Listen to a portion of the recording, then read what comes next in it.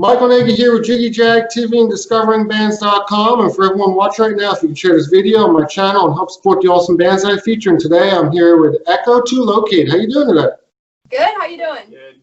Good. It's good to have you. Yeah, thanks for having us. We're excited. Yeah. Now you want to start off and give us a little history about the band and tell us how the band started? Yeah, so I think it was about 3 years ago. Our former drummer I actually started the band with, who's no longer in the band. He ended up quitting just due to creative differences and everything. But we went through a couple rounds of trying to find the right people and everything. And I actually am dating our current drummer, Connor, which is how I met these guys. And Brian actually recorded our very first like little EP, the Calling Out EP, that we still have in stores on our website, but we don't have it on streaming services anymore, just because it's not currently what our sound is. And Brian ended up making a joke one time on our way to a show about joining the band, and I was like, you should totally join the band because he's an amazing guitarist. And then I was talking with Brian and Connor at one point, talking about how when Mike quit, our former drummer, how we needed another drummer. And so Connor was only originally hired to do our album Misery and Foolism on the Best of Us. He wasn't planning to like actually be in the band just because we're in a relationship and we didn't know how that was really going to work out, because I was always very against like mixing the two.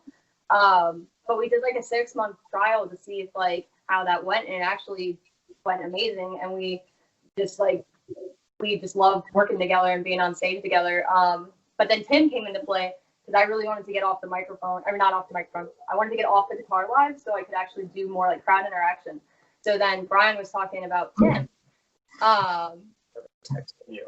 Yeah. Yeah, I was in the studio with Brian for a completely unrelated project, and we got to talking about it, and I was like, well, I mean, I play guitar, I'll do it, screw it. And I just ended up kind of half-heartedly texting Rhiannon, not expecting anything. We actually hired you for the first show that you played with us instead of actually like joining, and then I kept being like, you just signed our contract, like come on in the band.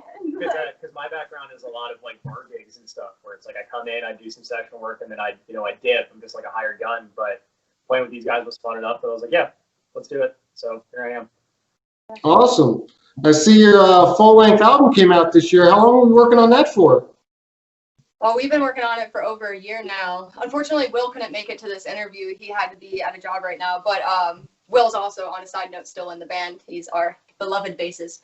But I've been working on the album with Will for like over a year now. And since before Brian was in the band, we've been working on the album. You had written like a majority of the songs before I even joined, because I remember coming to the first rehearsals I had with them at Mike's place, and they would run through the songs just in their most basic structure, and I would just like listen to them because I wouldn't be able to play along with them. I didn't know anything about them. Yeah, we were just kind of like showing him how it was, but it's something that every song like changed so much since the beginning of writing it, especially because we lost the drummer and everything and replaced it with another one. So Connor's parts are completely different. And then adding Brian, because I'm just a rhythm guitarist, I'm not like nearly as skilled as these guys on guitar, and I have no problem admitting that. But Brian added so much more to the album than we thought was like possible, really. And then we've just been working on it since. So it's a completely different thing than what it started off as. But it's something that we're really proud to like say is us. Awesome. Now I see you've released 4 singles, and each of them seem to tell a story all put together. So do you want to tell us about that? Yeah. So I actually wrote Clear. I started planning the music video for Clear unrelated to all of the other songs. When we were on our very first like small DIY tour, I remember being in the van in the passenger seat and just like scripting this like long music video. And I was like, I have this brilliant idea. I was like, I think that it would be so cool to get me in a bathtub with black water. And like, I felt like I needed to get this part of myself out that I had never gotten out publicly in music, because I've written a lot, but most of it's not shared out publicly.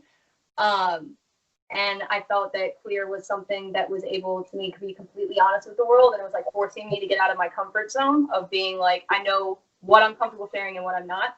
So I pushed myself to be able to say, hey, this is what I'm not comfortable sharing, so I'm going to share it, because I felt like somebody's going to feel the same way out there.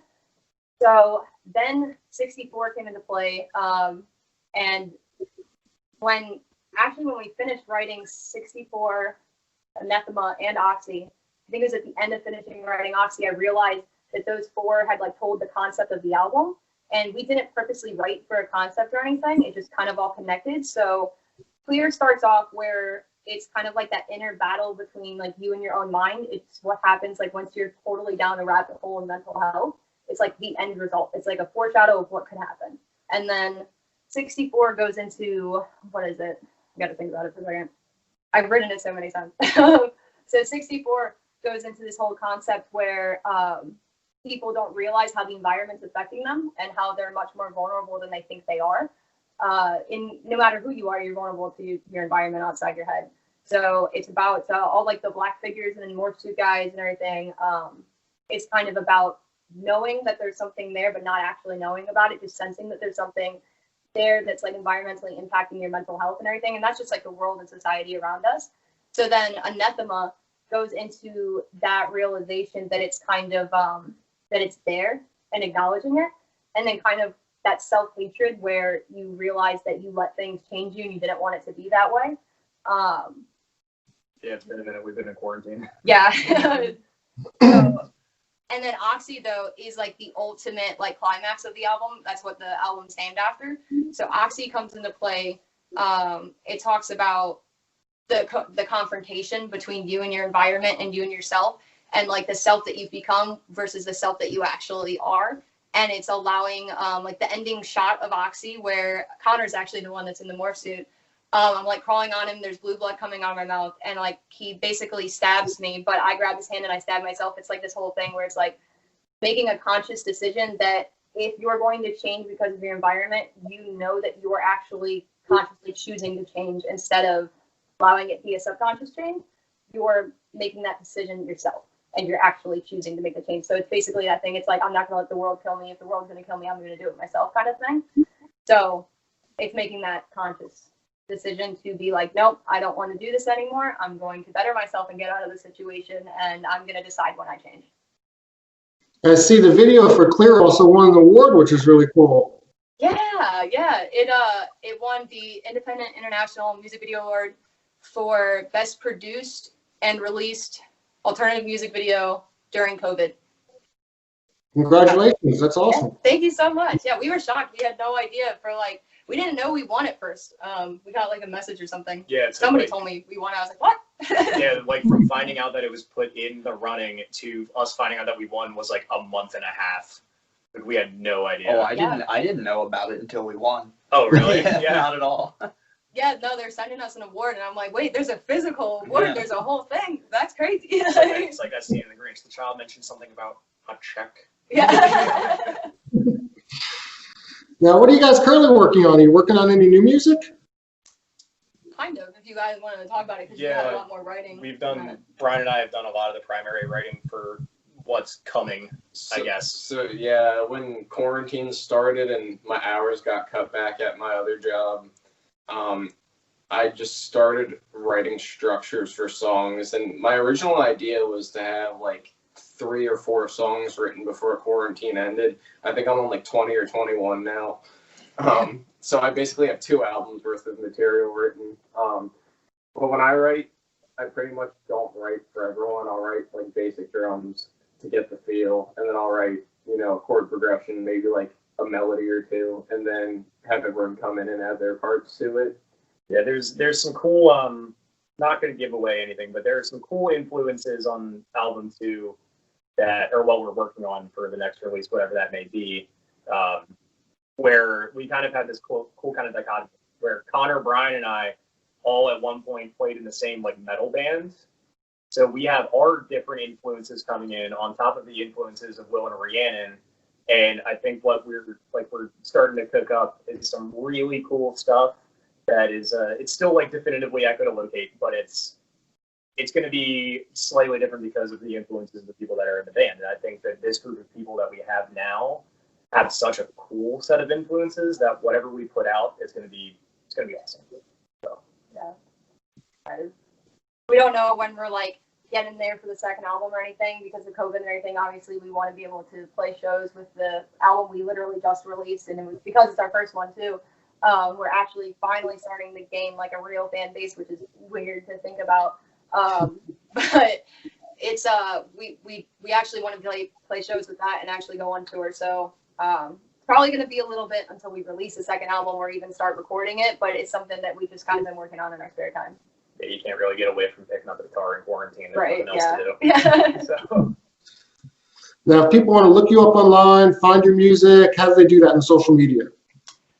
They can find us at equitalocate.com. We have our own website and it has a bunch of stuff on there.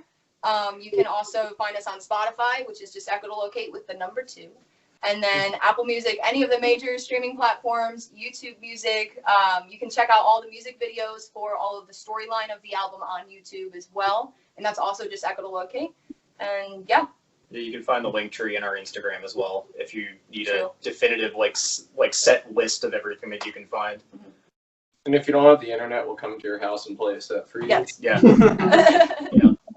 We'll work And with how did the band name come to be, Echo to Locate? So I was actually in a parking lot with our former drummer, Mike. We had just gotten out of Target and we were talking about like band names and everything because I really wanted to start a band. And for some reason, like my favorite word in elementary school was echolocation. I don't know why. Dolphins, man. I just think I liked the whole concept of echolocation. And then so I was like, what if we can find a play off of that word because it has to do with sound, obviously. So I thought of echolocation. Originally it was the word two, but when you spelled it out, it kind of looked like it's chocolate from like far away. And I was like, ooh, we can't have it look like it's chocolate. So that's just, it needs to be echo to locate. So we made it the number 2. But it's kind of just developed around the whole meaning of when you're lost and you don't know what to look for, like where you are, just listen to your heart and listen for the sound. You don't always have to see it. Well, it was good talking with you and having you, and everyone look them up. Thank you. Appreciate it.